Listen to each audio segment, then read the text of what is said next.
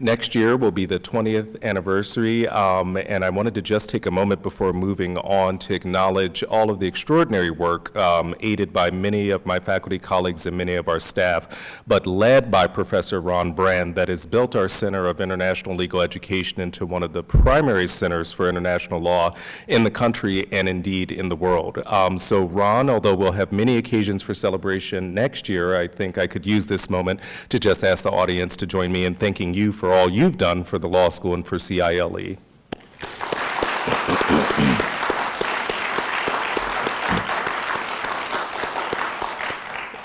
Those of you who aren't familiar with the Vis Moot will learn quite a bit about it tonight. I'm told that there is a large cadre of Vis alumni.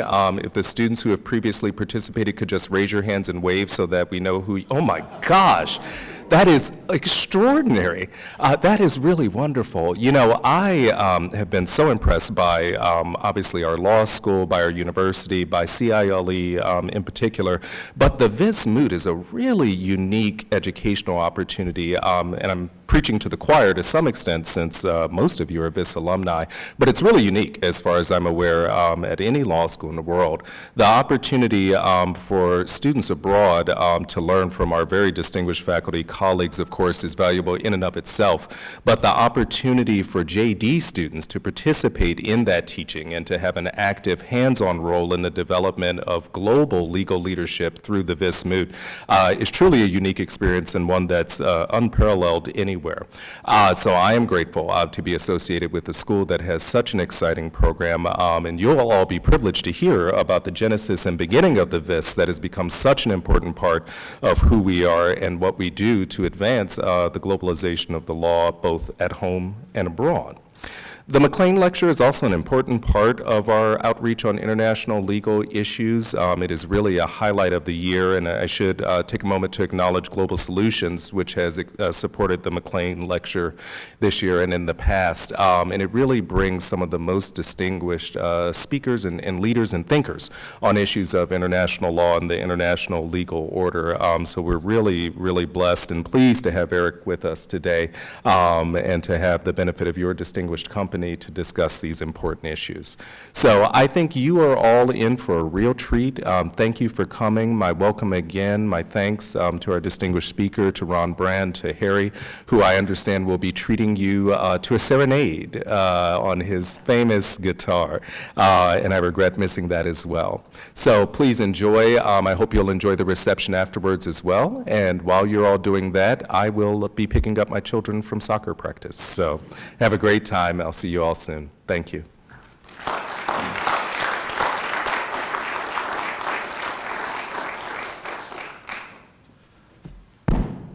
Thank you, Dean Carter. I want to express my words of welcome to all of you for coming out tonight for the 22nd Annual McClean Lecture.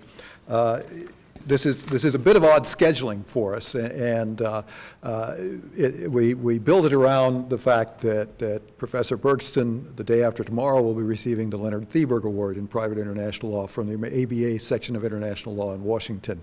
So we were able to get him here from Vienna, and we didn't want to miss that opportunity to have him here with us. He's been such an important part of so many things that we do, and the chance to have him here and to thank him for doing that is very special. The McClean Lecture on World Law has become the premier international lecture of the year at the law school. We have had speakers that have included the President Judge of the International Court of Justice, members of the Nuremberg prosecution team, the first woman to be a judge on the European Court of Justice. We've had the Solicitor General of Australia. We've had attorneys general from both the United States and Canada. We've had the President Judge of the International Criminal Tribunal for the former Yugoslavia, judges of the Supreme Court of Norway and the Constitutional Court of Kosovo, and other noted international scholars, professors, and practitioners. But as we begin this evening's program, I want to say a special thanks to our co-sponsors, Global Solutions Pittsburgh, who have been a co-sponsor with us of this lecture series from the beginning 22 years ago, and especially tonight for the law firm of Sherrard, German, and Kelly for sponsoring the nice reception that we'll have after the program on the second floor in the Alcoa room. I also want to thank the American Society of International Law, for which this is a regional event. Each year, the McClean Lecture has given us insights into the importance of law to global relationships and to individual lives.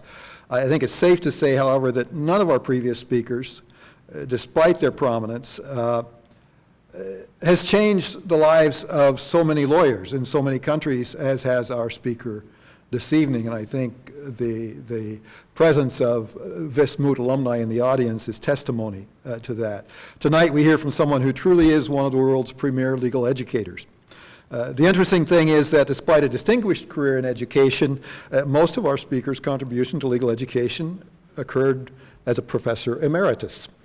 Eric Bergsten is Professor Emeritus and former Deputy Director of the Institute of International Commercial Law at the Pace Law School. He's also taught at Fordham University, the University of Iowa, and Northwestern University. He served for 16 years with the United Nations, where he was Senior Legal Officer and then Secretary of the United Nations Commission on International Trade Law, UNCITRAL. And from 1985 to 1991, he was Chief of the International Trade Law Branch of the Office of Legal Affairs of the United Nations. Professor Bergsten has been awarded a special award by the International Law and Practice section of the New York State Bar Association, a special commendation for his achievements as Director of the Vis Moot by the Section on Dispute Resolution of the American Bar Association, and the Silver Medal of Honor by the City of Vienna.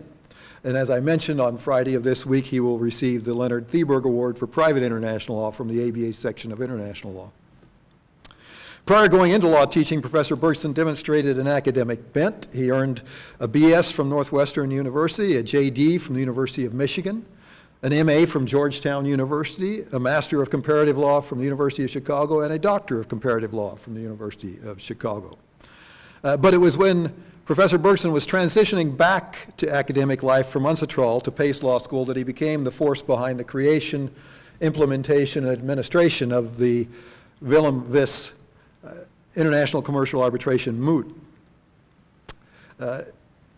As is clear for many of you in the audience, I don't need to explain the importance of that event. This year, nearly 300, actually 299, I believe, law schools from 70 countries participated at the Vis Moot in Vienna, with an additional approximately 100 teams from 20 countries participating in the Vis Moot East in Hong Kong. When you add together the lawyers who served as arbitrators to all of the students from all of these teams, there were literally thousands of participants in the Vis Moot. The Moot just completed its 22nd year with teams that included the University of Pittsburgh, as well as 19 other teams that were teams that the Pitt Law and our Center for International Legal Education helped to start at their law schools. Tonight's McClean Lecture will differ a little bit in format from past lectures. After Professor Bergsten addresses us, I will briefly provide some additional comments on how Pitt Law and our Center for International Legal Education have used the Vis Moot as a platform for legal education and development in what is now nearly 20 countries. My hope is to demonstrate that the Moot experience goes far beyond teaching international commercial law and arbitration. We will then see a demonstration of that effect more clearly as we view a documentary of about 28 minutes called Afghan Dreams, which follows the four young women who made up the first Afghan Vis Moot team from the time of their selection to be on the team to the time of their participation in the Moot in Hong Kong a year ago. And we're privileged to have in the audience with us this evening Mr. Bill Gentile, a journalist in residence at the American University School of Communication, who was the writer, producer, and cinematographer for Afghan Dreams. Bill, it's great to have you here. We'll end our evening here in the courtroom with what has become a traditional Pitt Law approach to international commercial law. The presentation by Professor Harry Fleckner of the CISG song, the world's only 3-minute song about international commercial law that's complete with footnotes. We will then have the opportunity to speak with all involved in this evening's program at a reception in the Alcoa room on the second floor of the law school. It is quite fitting that we welcome Professor Bergson as our 22nd McClean Lecture, almost exactly 1 month after the 22nd Vis Moot took place in Vienna. it may well be said that no single person has taught international commercial law and arbitration to more students from more countries than has Eric Bergsten. This evening's program is designed to demonstrate in a small way just how important that educational experience has been to so many students from so many countries. In other words, to demonstrate how important Eric Bergsten has been to international legal education. Like some of our audience this evening, many will tell you how the Vis Moot he created has changed their lives.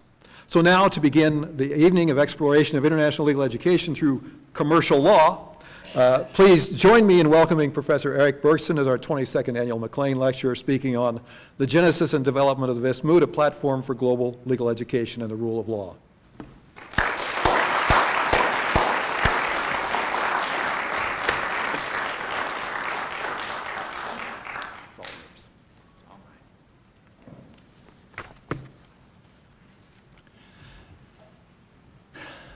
Thank you, Ron, for the introduction and for the invitation to come here to Pittsburgh. I've been at the law school one time before, but it was not in quite as, well, personally enjoyable situation as this one is, although it was enjoyable too.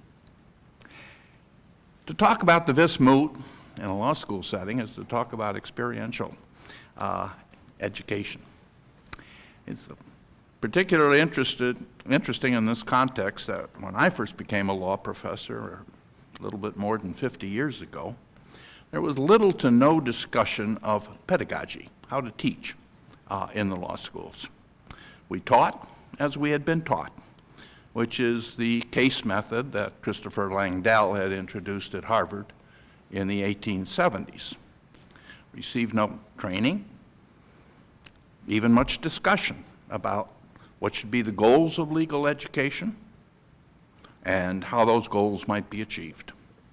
It's not at all strange. That's the situation in higher education today, not only throughout the universities in general, throughout the world, according to my experience.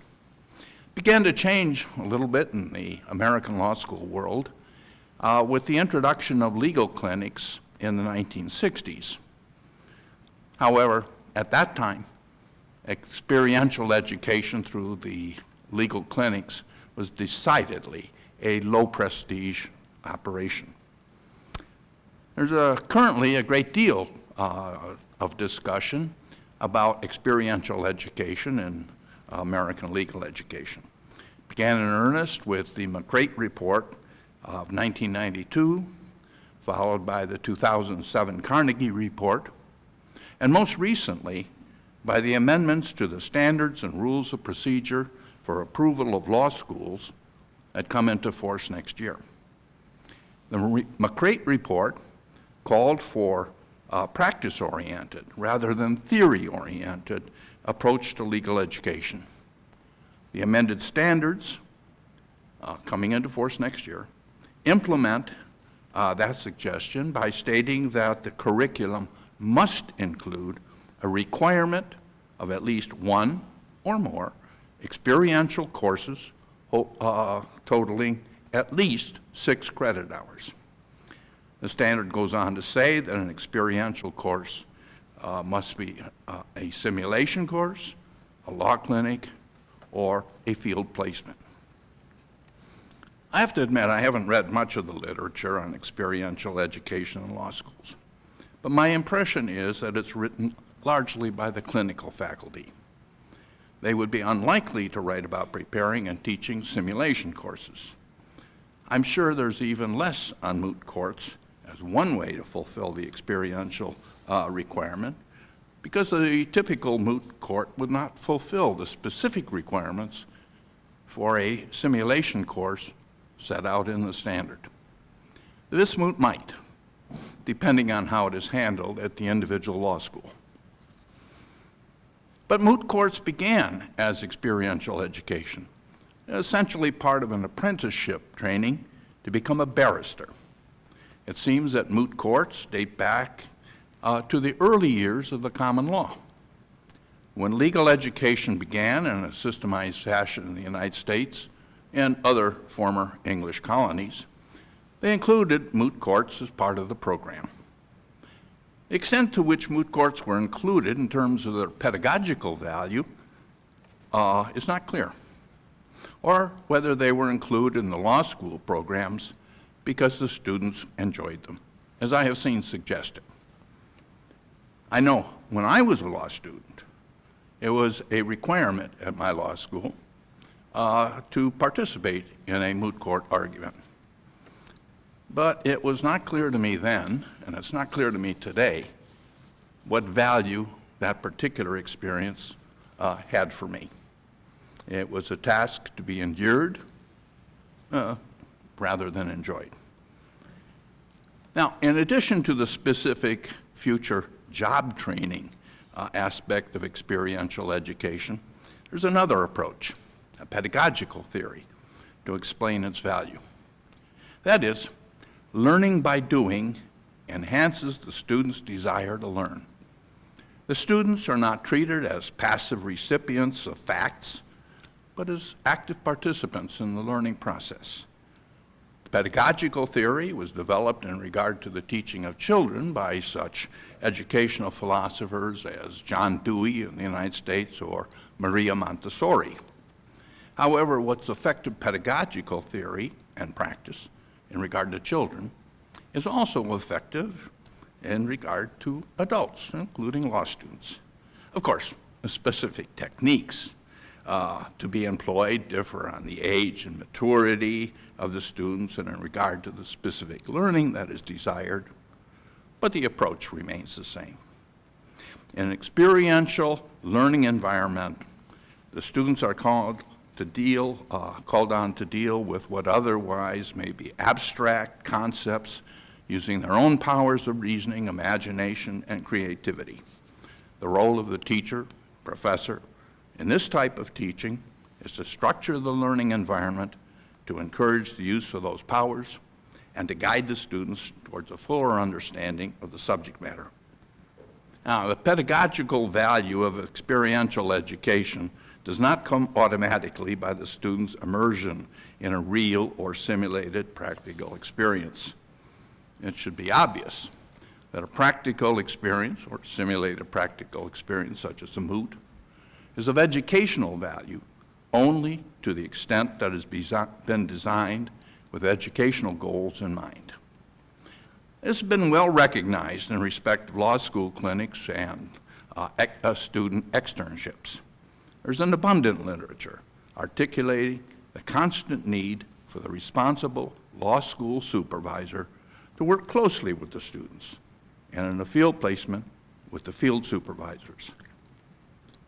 The need to work closely with the field supervisor is in large part a reflection of the fact that the field supervisor's emphasis on achieving student educational goals often, and understandably, ranks in precedence behind loyalty to the work of the host court or law office. That's an inherent problem in externships, can never be completely eliminated, can only be reduced by careful selection of the externship placements, clear articulation to the field supervisors, the educational function of the placement, and discussion as to how the educational goals might be achieved, and by constant monitoring of each placement. Now, simulated practical experience may not have all of the emotional incentives that come with working in a real environment. However, it has a major advantage and that can be more easily structured to achieve the desired educational goals.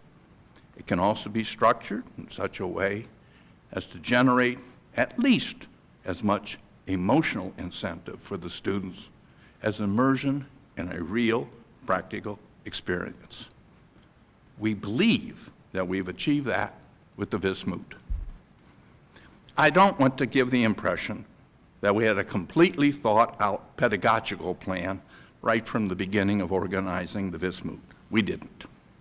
In fact, the original motivation for what became the Vis Moot was to promote among law students, and I might add, law professors, an awareness of the existence of the United Nations Convention on Contracts for the International Sale of Goods, generally known as the CISG. The suggestion for such a moot had been made at the UNCTAD Congress on International Commercial Law in 1992. The convention had come into force on the 1st of January, 1988. In 1992, it was largely unknown. Perhaps having a moot could help.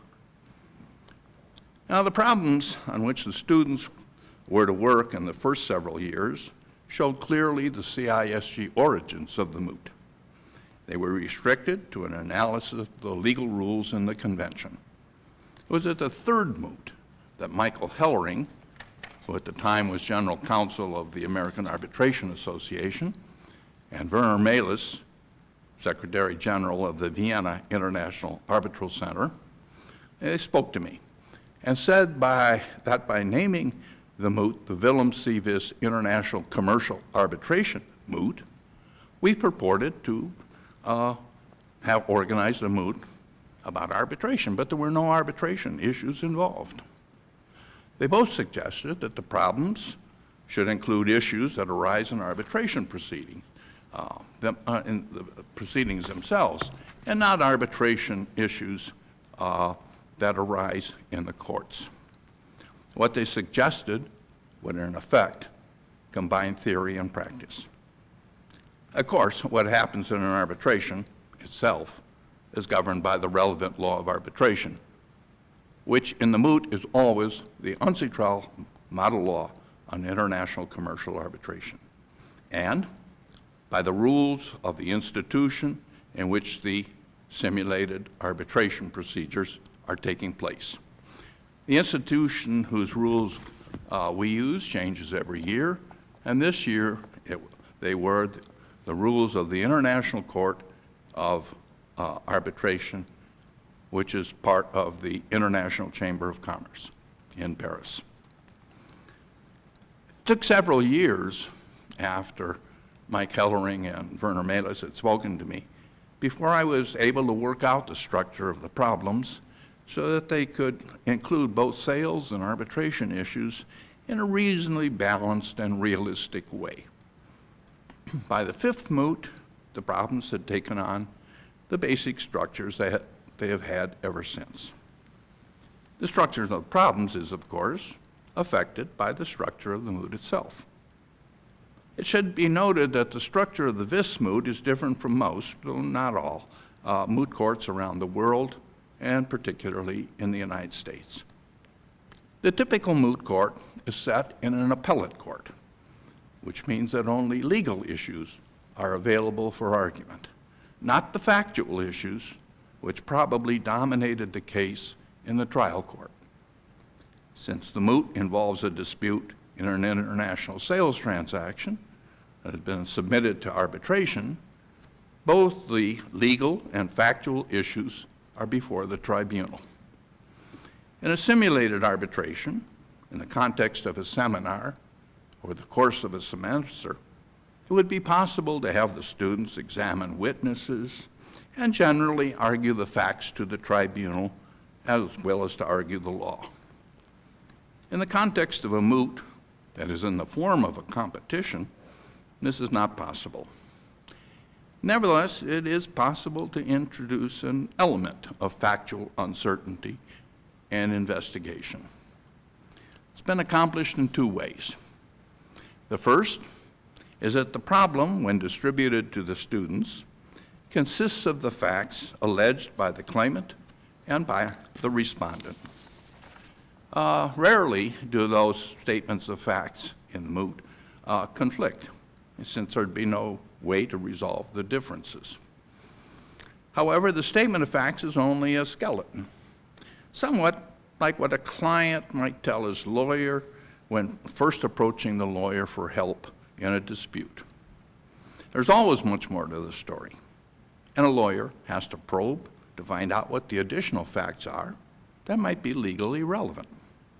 In the Vis moot, a bit of that, not much, but a bit of that, is present when the students request clarification of the issues in the problem. The responses to the requests for clarification are sent to all the teams, and normally they include matters that should and are argued by the students in their memoranda and oral arguments. A second element that has been introduced into some of the problems, not all, has been the potential ambiguity of uncontested facts. By way of example, in one of the problems, the contract called for the seller to deliver the goods to a port in its country by a fixed date with a fixed penalty for each day of delay. Meeting the deadline was of extreme importance to the buyer.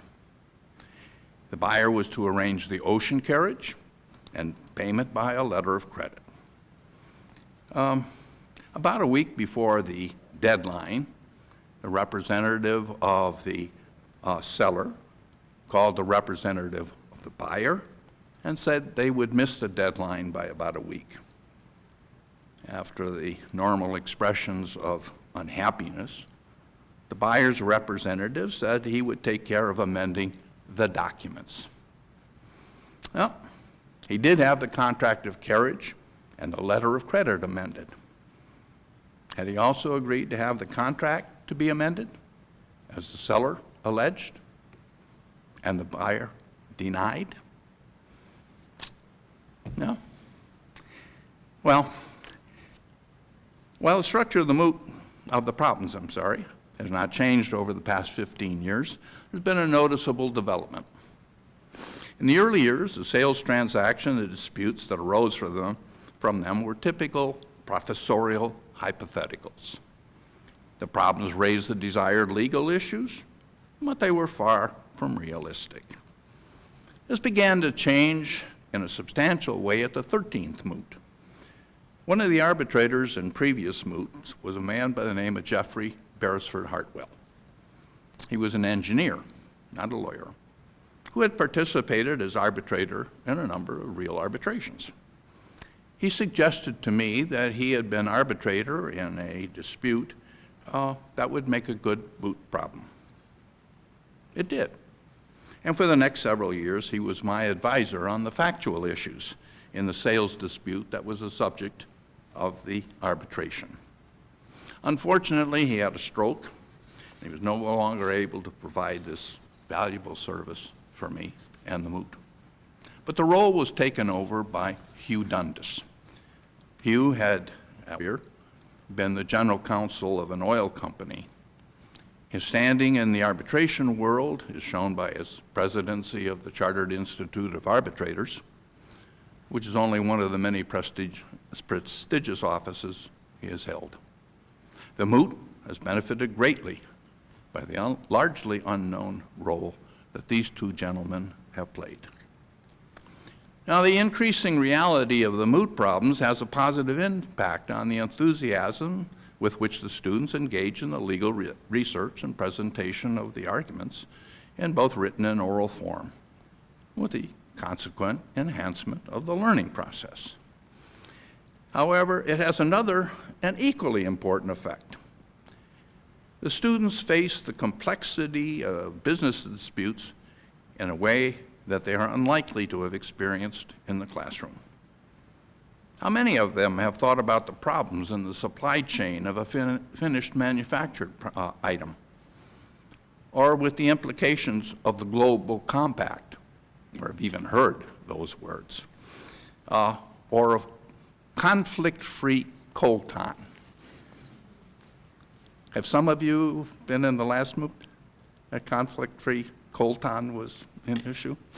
Yeah, and now you know what both the coltan is and what conflict-free signifies. It's usually used with diamonds rather than coltan, but nevertheless. And you can explain to the rest of them during the reception the importance of the conflict-free aspect of it.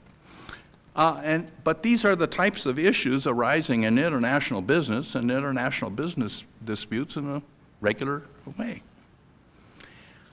Now, in spite of having no particular pedagogical goals in mind at the beginning, we made a number of important decisions in our original planning that turned out to be of fundamental importance.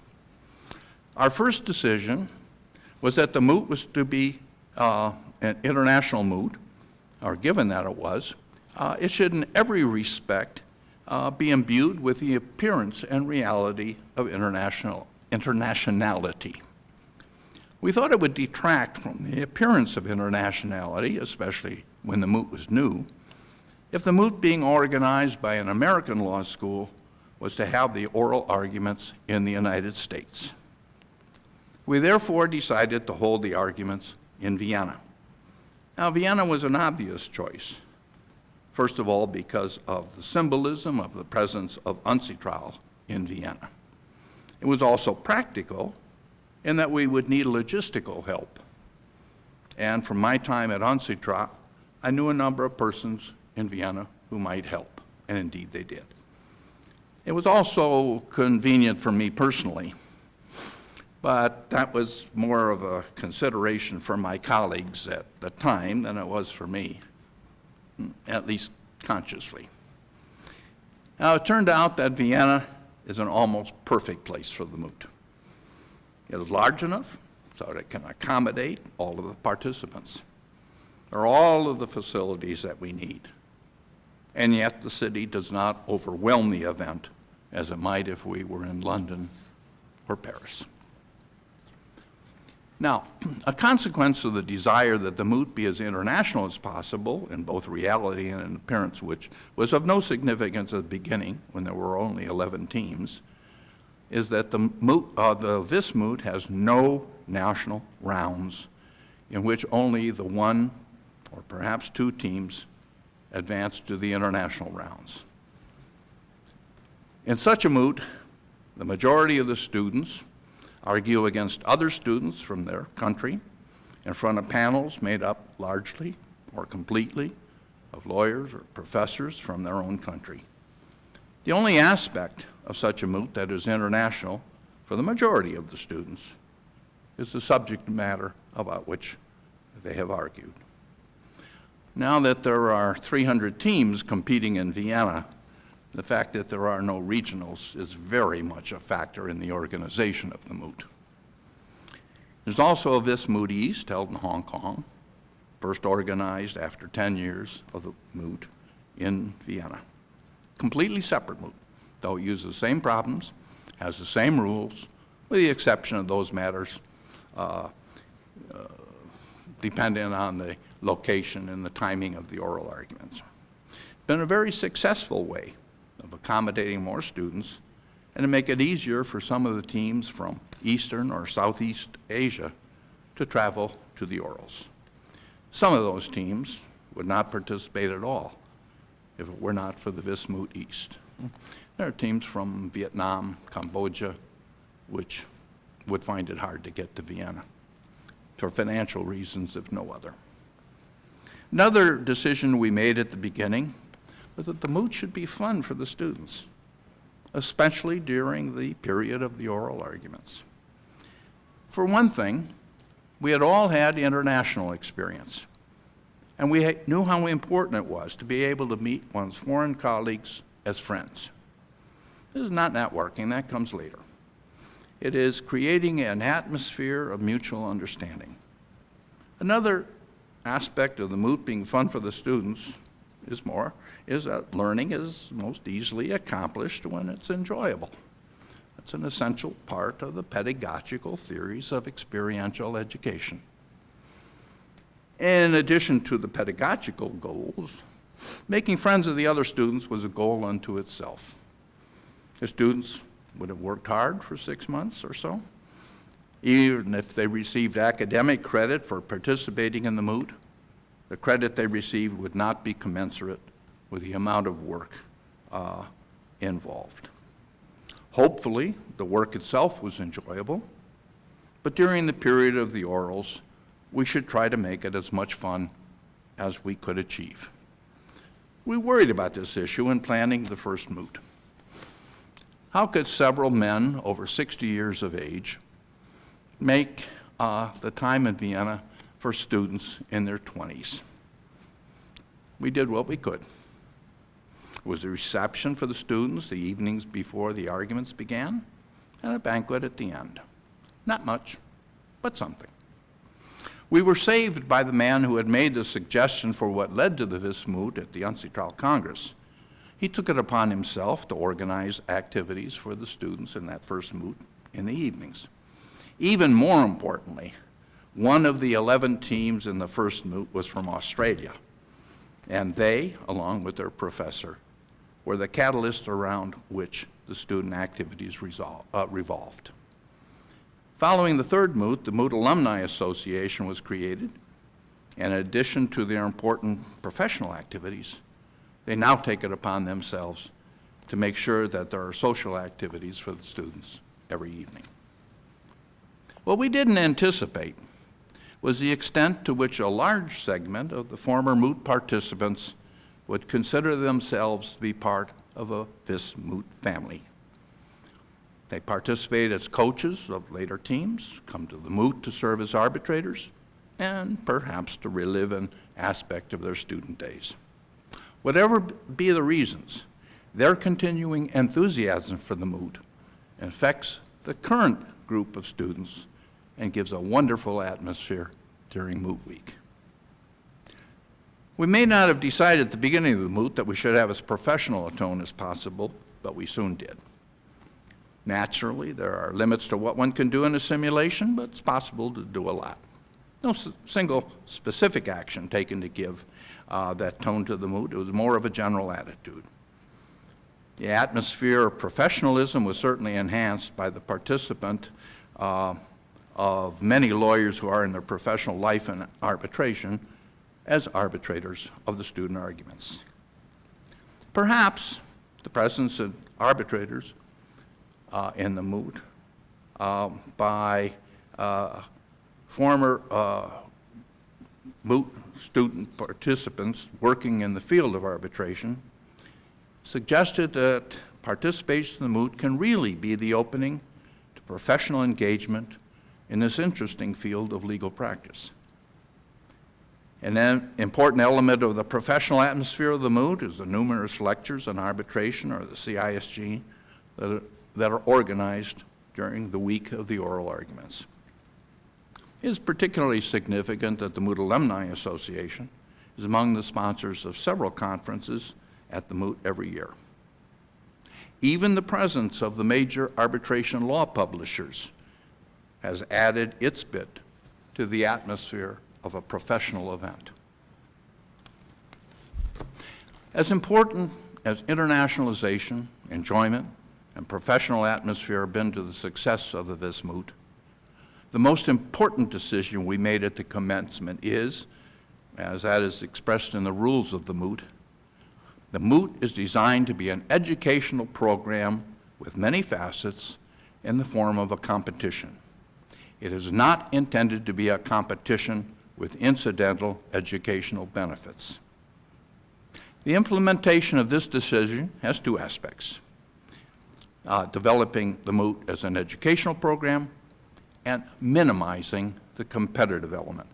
Given the nature of the students, the competitive element to the moot cannot be eliminated, nor should it be, even if it could.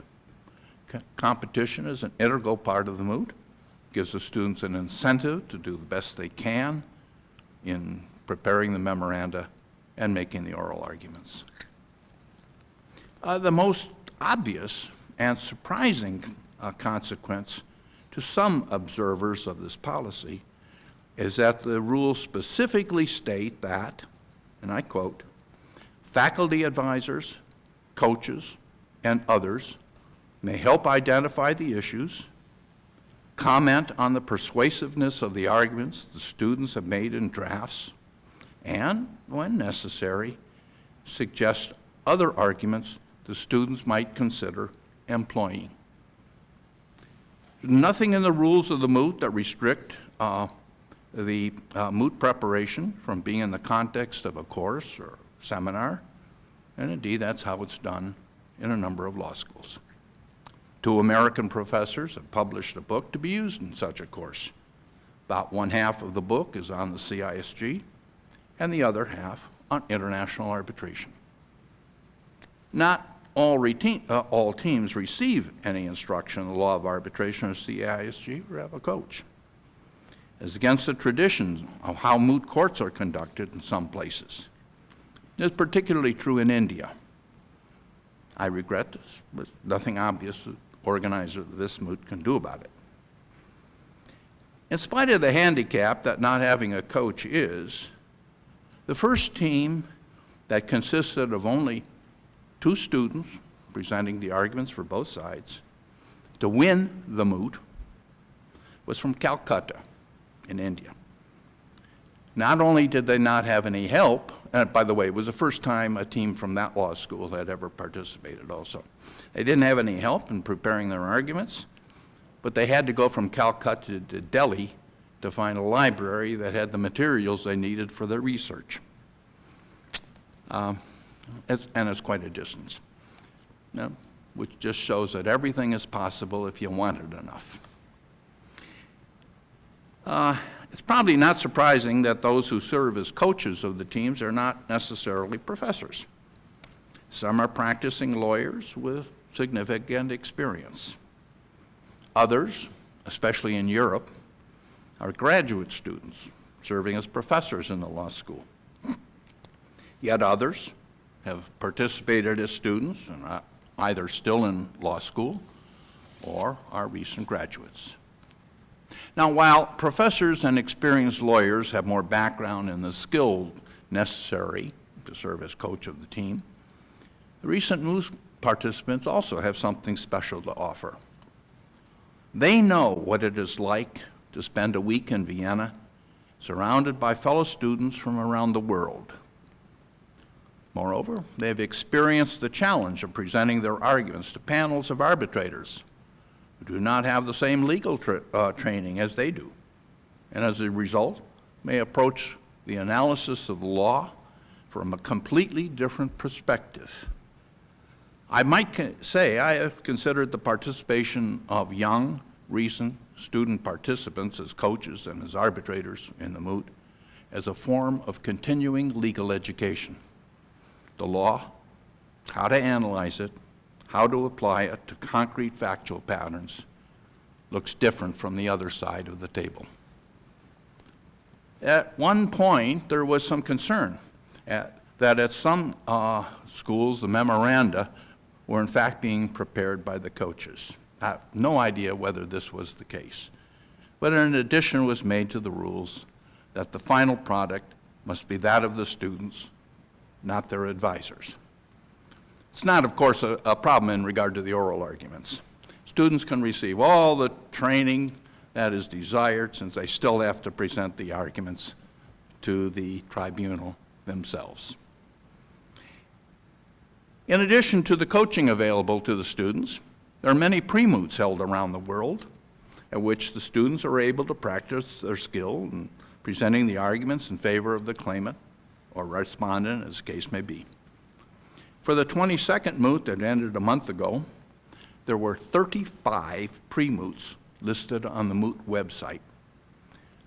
The majority were in the United States or Europe, but there were also pre-moots listed in Brazil, Mexico, India, and China.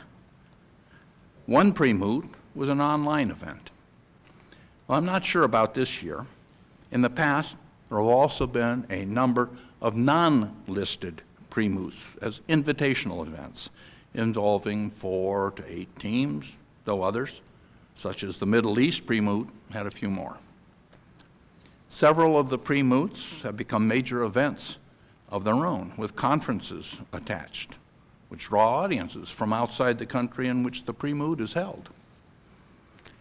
The pre-moots have added to the value of this moot in a number of ways, in addition to the practice the students gain in arguing to an arbitral tribunal. For one, the students meet one another in a fundamentally non-competitive environment where they can easily make friends. By the time they arrive in Vienna, they are already members of the Vis Moot family.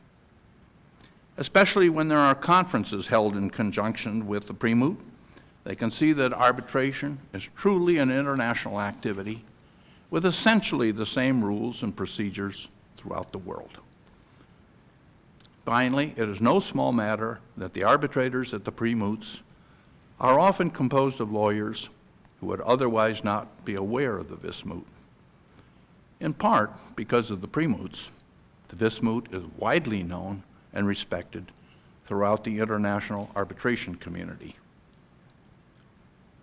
It's already been mentioned that the professors, coaches, and others associated with the team are permitted to give the students extensive help in preparing both the written and oral arguments. The rules do not say they are encouraged to do so, but the entire atmosphere of the rules certainly suggests they are encouraged. This happens at some of the 300 participating teams. Doesn't happen at others. However, outside criticism of the written and oral arguments is not restricted to those associated with the team. Instructions given to the arbitrators at the oral arguments in Vienna specifically encourage them to discuss with the students after the argument what was effective and what was not. And it seems that most of the arbitrators do it. Nothing is said about what might be happening at the pre-moots, but certainly it happens there as well. What has been striking is that I've received anecdotal reports that the teams themselves often offer their comments to the other teams against which they have argued or which they have seen argue. This is strong evidence that the students see the other students as colleagues in the learning process rather than as opponents in a competition. The outside criticism of the memoranda prepared by the students is not as extensive as the outside criticism of the oral arguments. However, the lawyers and professors who read and rank the memoranda are encouraged to submit comments on them. These comments are distributed to the teams, but they are distributed only after the end of the oral arguments. Nevertheless, several professors have told me that they and their students have found these comments to be useful to them. Not only are the professors and coaches permitted and to a degree encouraged to aid the students in the preparations for the writing of the memoranda and oral argument, but they are permitted to participate in the judging of both the memoranda and the oral arguments, but not of their own teams, of course. I don't know if this is the case in other moots.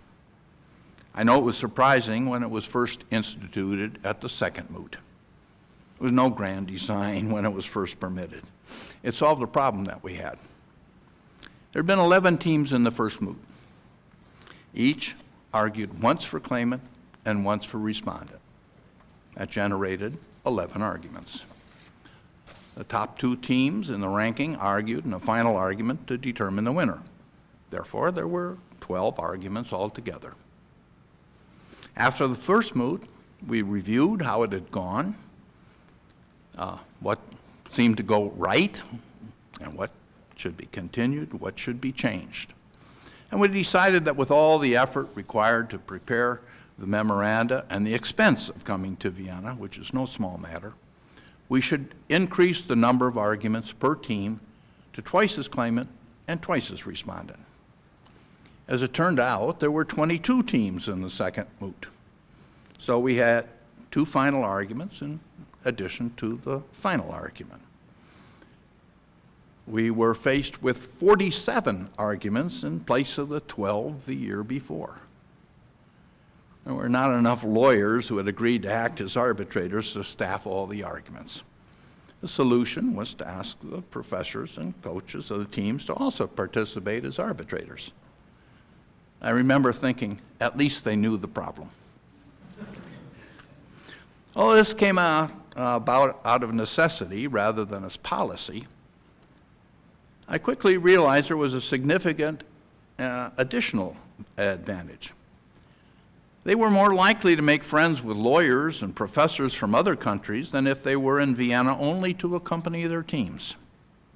They learned more about the differences in the legal systems of the countries participating in the moot and about the differences and similarities in legal education. A number of cross-system collaboration among the professors are a direct result. All of this was to their personal benefit, but it also meant they became more deeply involved with the moot than they otherwise would have been.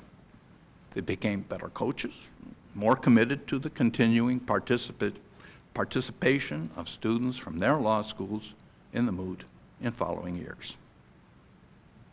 In addition to the direct help the students are permitted to receive, they are encouraged to visit the arguments of other teams. They gain a perspective on the arguments that may be different from what it is like when they are themselves involved in the arguments. There's one restriction, however. The teams are specifically prohibited from seeing the arguments of another team they are scheduled to argue against. The rule does not exist because they would gain any particular benefit from seeing a team argue that they would later face in the moot. I doubt there would be any such benefit. The reason for the rule is that going to see the argument of a future opponent may be done not for the purpose of learning more about how one might frame the arguments. It might be done for the purpose of scouting. Well, that's a competition-oriented motivation and not a learning motivation. The rule is written in absolute terms so that the administrators of the moot will not be called upon to judge whether the visit was inadvertent or deliberate, and if deliberate, was for the purpose of scouting or because the existence of the rule was not known. There have been 3 times when the rule has been invoked that I felt bad about. Several others I didn't feel bad about. But the minimum one can say is the students involved learned that when you are engaged in an activity with rules, you have to know what they are and be sure to act accordingly. One aspect of the moot that has received little attention is that teamwork, rather than individual achievement, is stressed. The moot website does not list the 2 students on the team that prevailed in the final argument. Instead, it is the team, and only the team, that is mentioned. It may be that several different students argued in earlier stages of the moot. If they had not done well, the team that prevailed and the 2 students who appeared in the final argument would not have had that opportunity. The reality of legal practice and the type of work that the Vis Moot simulates is always done in teams. Generally in law school, however, students are responsible only for their own performance. Even if they study with colleagues, examinations are taken alone. As understandable as that is for the purpose of assigning grades, it is not good preparation for the reality of the work done after graduation by most law students in private practice, government position, or the corporate world. The fact that the moot is in the English language is both a difficulty and an opportunity for the non-Anglophone students. Even those non-Anglophone students who speak English relatively well may find that they are not as intelligent in this foreign language as they are in their mother tongue. A former chief of mine at Untitled, who was from Japan, told me that that was his perception of himself. That the moot is in English is an opportunity for the non-Anglophone students, in that it gives them an opportunity to practice English in a professional context where the consequences of not being as intelligent as in their mother tongue are not so serious. In this context, it may be of interest to note that with one exception, the team winners of the oral arguments have all been either Anglophone or German. It's also interesting that the winners of the team best memoranda have been disproportionately from Germany. Raises many questions. There are a number of other procedures followed in the Vis Moot that have no particular pedagogical function, but are intended to minimize the sense that the moot is a competition rather than an educational experience in the form of a competition. The names of the teams appear on the memoranda, just as the names of the client and the attorneys, appear on pleadings in practice. The experience over the years is no detectable discrimination on the basis of country or university. Similarly, not only the name of the university represented by a team in the oral arguments is known, the students introduce themselves to the arbitrators. They are individuals and not anonymous actors. There are no winners or losers in the 4 arguments of the general rounds. The 2 oralists for each team are scored by each of the 3 arbitrators, and the cumulative 24 scores each team has received determine the 64 teams that argue in the elimination rounds. However, the scores of the individual students by each of the 3 arbitrators are sent to the teams after the close of the moot. Naturally, it is in the nature of things that in the elimination rounds there have to be winners to go on to the next round. However, even the teams that do not go to the next round of arguments are not considered losers. They're still winners. We consider that all teams that participate in the moot are winners. None are losers. Finally, there are no monetary prizes for doing well in the moot. The experience itself should be more than sufficient to justify the hard work involved. Moreover, having done well in the Vis Moot, or even just having participated, is an excellent credential to add to one's CV. The success of the moot has been due to the work of many, in addition to its organizers. Already mentioned have been the professors and coaches of the students at the many law schools, as well as the courses and seminars they have taught that have incorporated the Vis Moot. Also, one must mention the major contribution the pre-moots have made. A special mention must be made of the program at Pittsburgh that has assisted so many students in Eastern and Southeastern Europe in the past and currently in the Middle East. Then there are the many organizations that have held conferences during the week of the moot in Vienna, or that have organized social events for the students and the arbitrators. Without all these efforts, the moot would have not become what it is today. So let me say in closing that by directing the moot during its first 20 years was the most satisfying work I've done in my entire professional career. I cherish the friends that I've made during this time and seeing the subsequent success of so many of the former student participants. Thank you.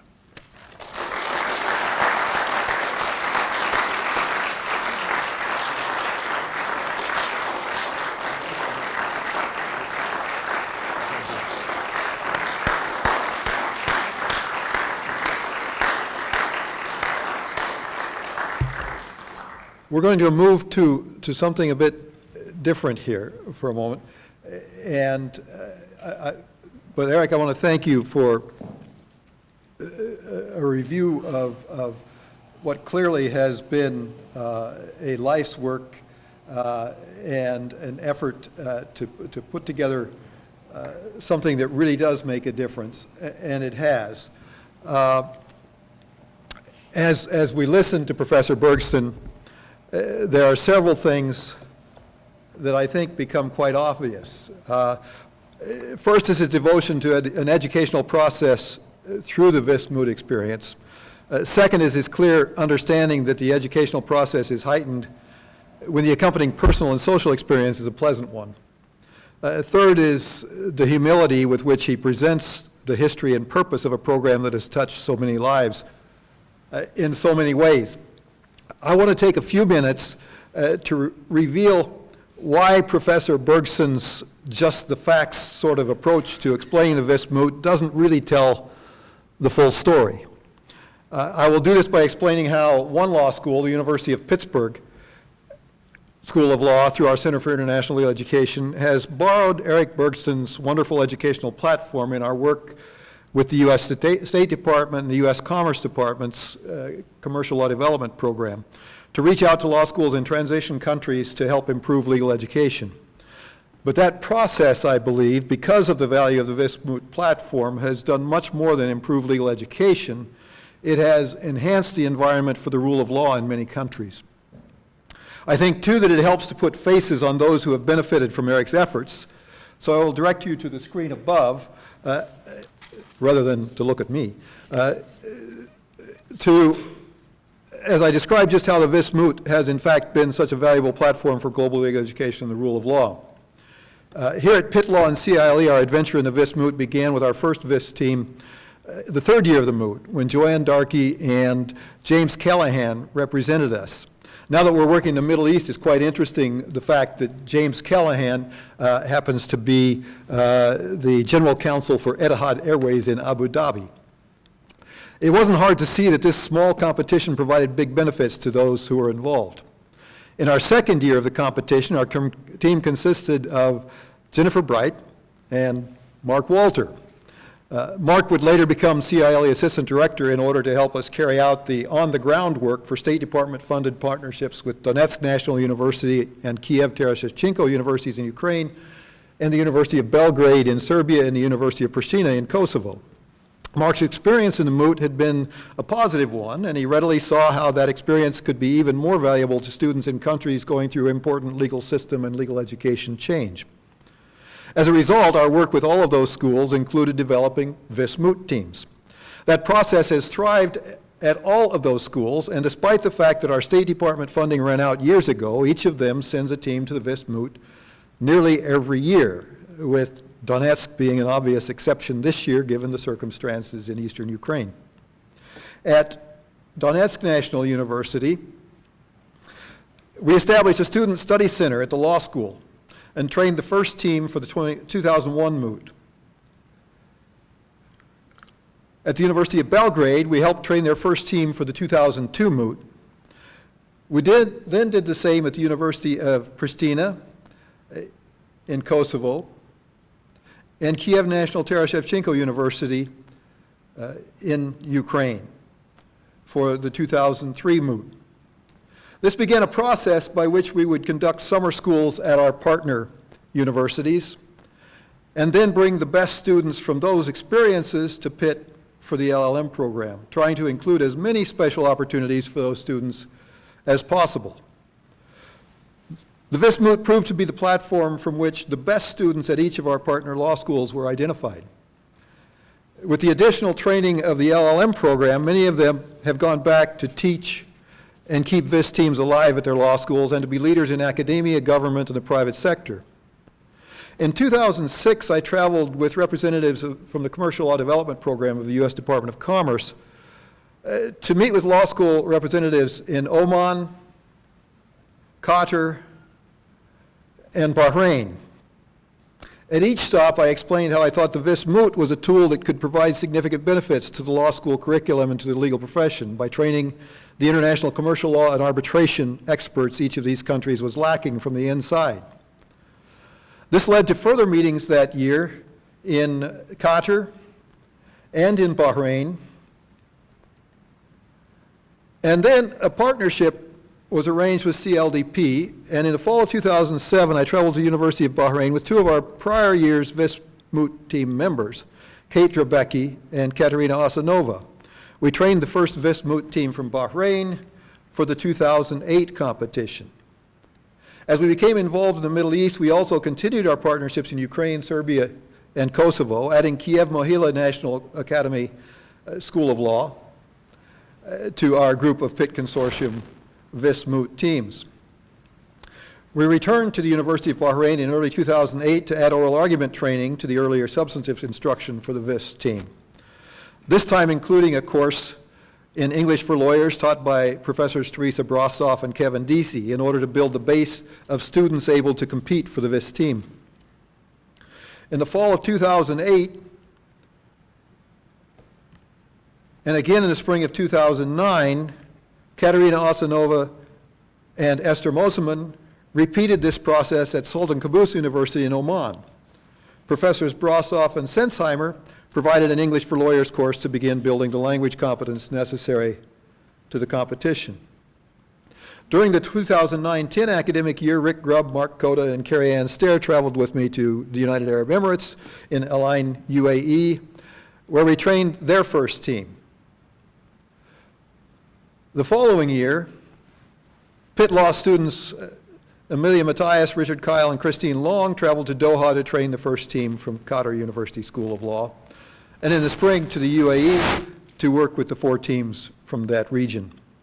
This gave us 4 new Vis teams from the Middle East, and in the spring of 2011, we held the first Vis Moot, Middle East pre-moot, prior to the competition in Vienna.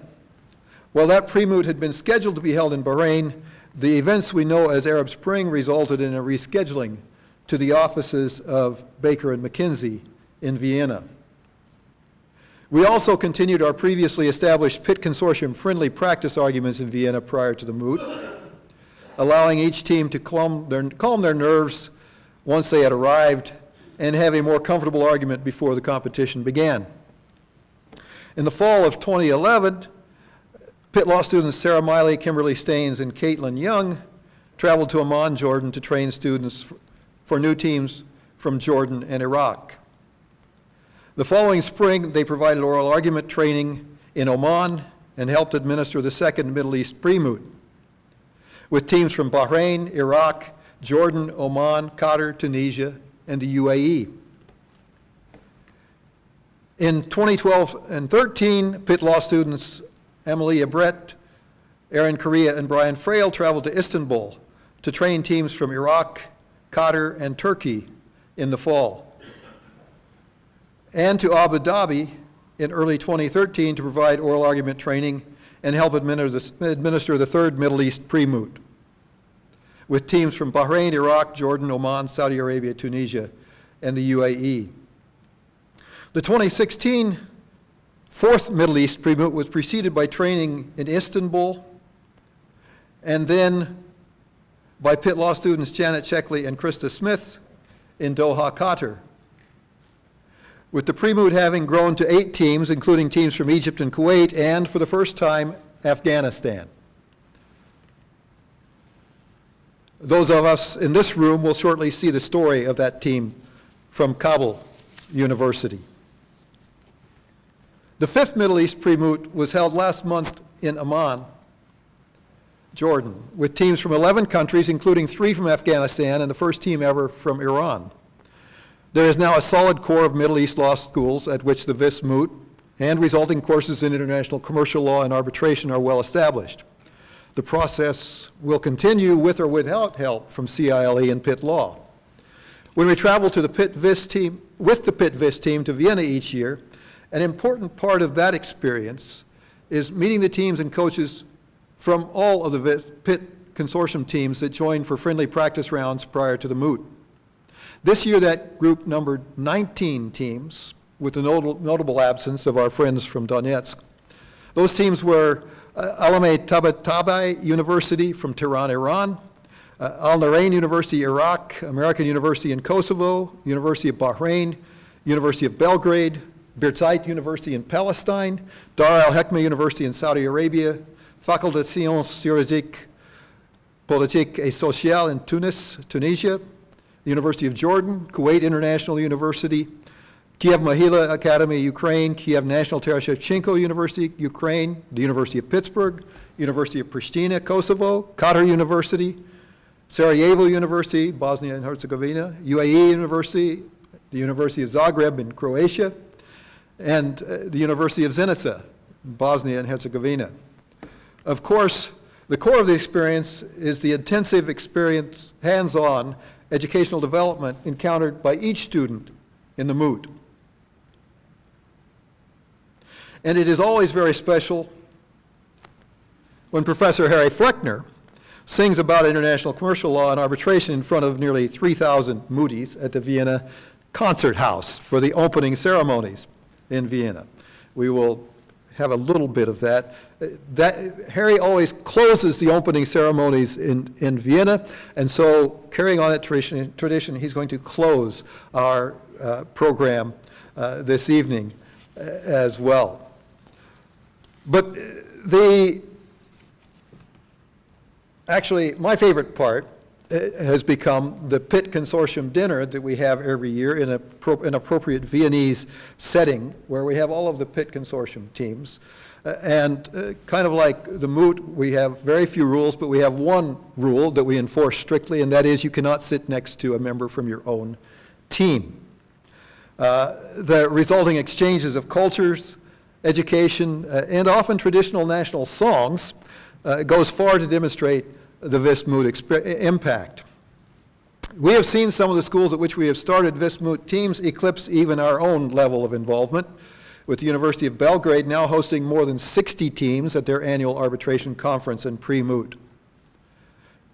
What I have found, however, is that education in international commercial law and arbitration reflects only the surface impact of the Vis Moot experience.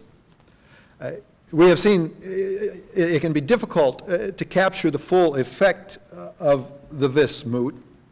I actually have heard criticism that we should be focusing on human rights law in our global international legal efforts.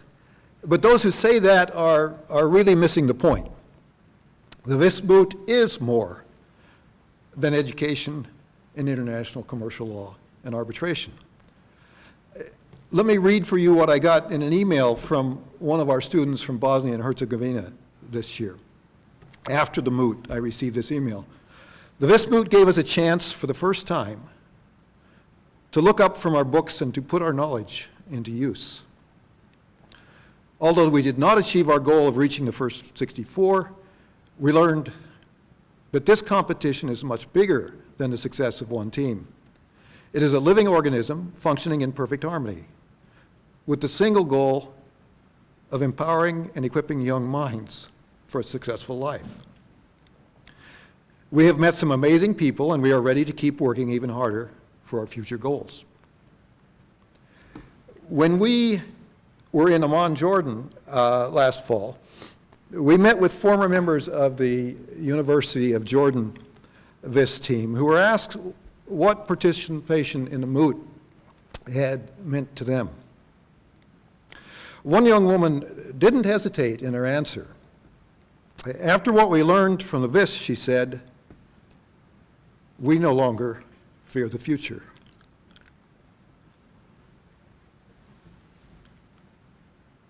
She may have been taught international commercial law and arbitration, but she learned human rights. So, for this, Professor Bergson, from the arbitrators in the Middle East, remove. Thank you, Professor Bergsten. From the University of Pittsburgh Vis team. Thank you, Professor Bergsten. From University of Sarajevo. Thank you, Professor Bergsten. On behalf of Hartwell University, thank you, Professor Bergsten. Thank you, Professor Bergsten. Thank you. Vice Chair. From Loyola University, Chicago. Thank you, Professor Bergsten. From the Zagreb University. Thank you, Professor Bergsten. From the University of Pittsburgh. Thank you, Professor Bergsten. I messed that one up. From Kyiv Medical Academy. Thank you, Professor Bergsten. From Kyiv Shevchenko. Thank you, Professor Bergsten. From University of Zenica. Thank you, Professor Bergsten. From University of Sarajevo. Thank you, Professor Bergsten. On behalf of the Meridian team, thank you, Professor Bergsten. Thank you. On behalf of all the 3 Afghan teams, I want to say that deeply thank you, Professor Bergsten.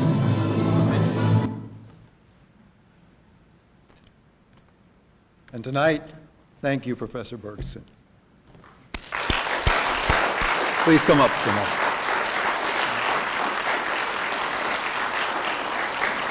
Yeah, come up. So in a moment, we're going to see the documentary film, Afghan Dreams, and see the journey of one of these teams from start to finish in the process, in a country where that's very difficult. Eric,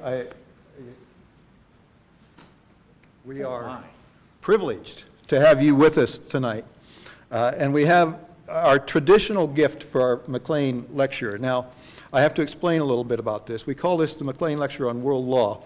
And one of the purposes of this lecture, when we established it with what was then the World Federalist Organization of Pittsburgh, now the Global Solutions, was to have an emphasis on the way in which law can help us change the world in a peaceful way. So in order to indicate that, we give you a clock that we hope will remind you of your time here in Pittsburgh, and it's inscribed. It says 22nd Annual M.W. McClean Lecture on International Law, April 29, 2015, presented by Eric E. Bergsten and hosted by Global Solutions Pittsburgh and CILE. And to represent that peaceful change can occur, we have embedded in the bottom of the clock a piece of the Berlin Wall. And I can vouch for the authenticity of that because I took it out of the wall myself when I was there in 1990. So we hope that you'll put this in a place where when you look at it, you will remember the experience with us this evening. And thank you again for all you've done. Thank you. We have the box, so it's easy to carry back.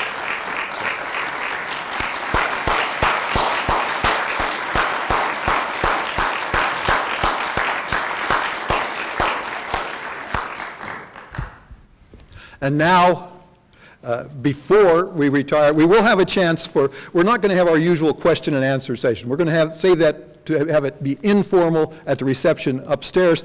But now, thanks to Bill Gentile, we're going to see Afghan Dreams.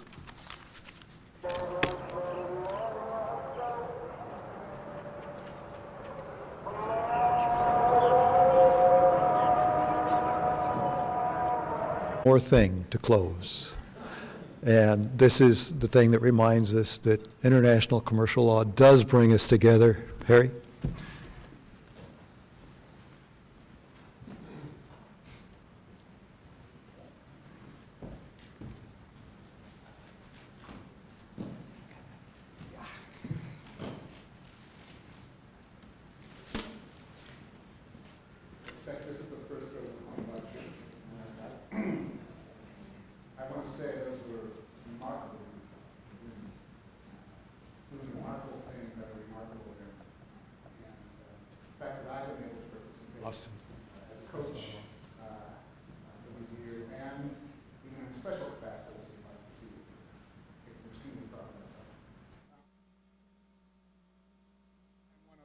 Tens of thousands, that's probably an understatement, of people whose lives have been changed by the Vis Moot and by Eric.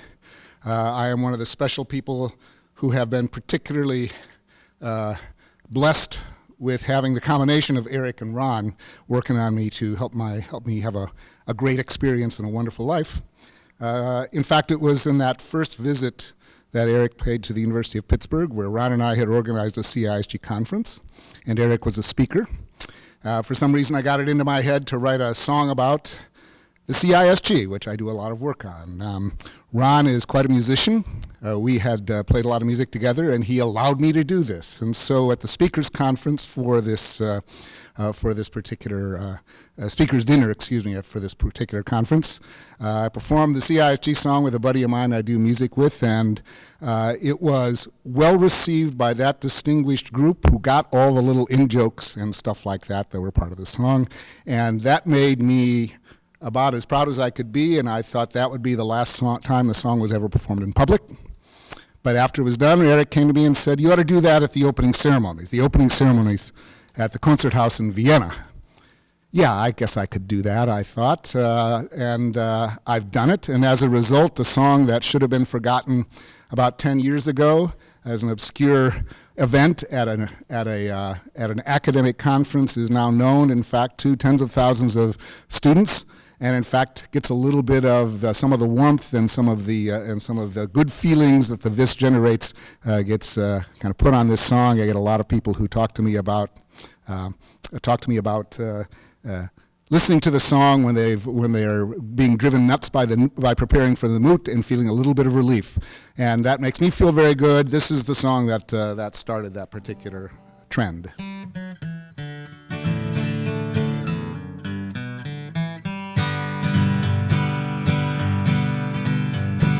When I was a little boy, my daddy said to me, if you want great rich son, it's a merchant you should be.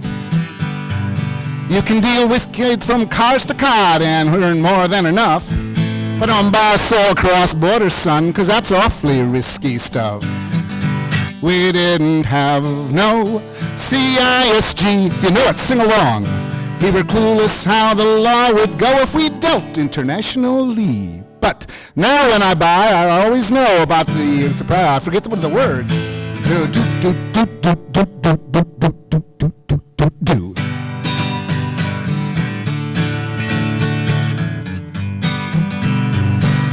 As a young man, I took up those words my daddy said. I became a merchant, traded goods to earn my bread. But I would not buy or sell beyond the borders of my state, 'cause if the deal was not domestic, none could tell my legal fate. We didn't have no CISG. We were clueless how the law would go if we dealt internationally. But now when I buy under this treaty, I know the exact size of my bill, unless a Belgian court decides I ought to pay you an extra $500,000.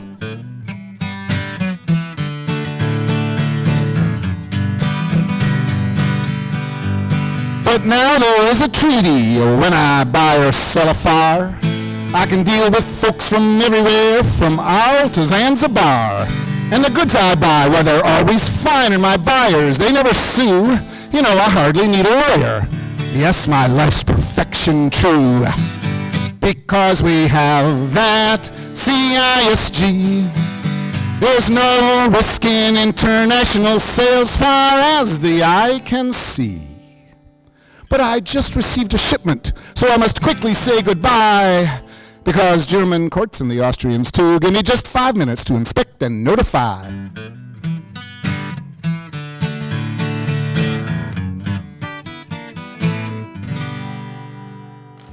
Thank you.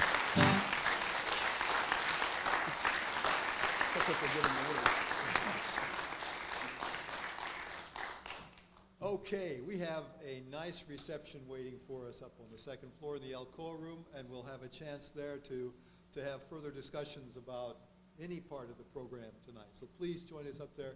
And once more, thank you, Eric.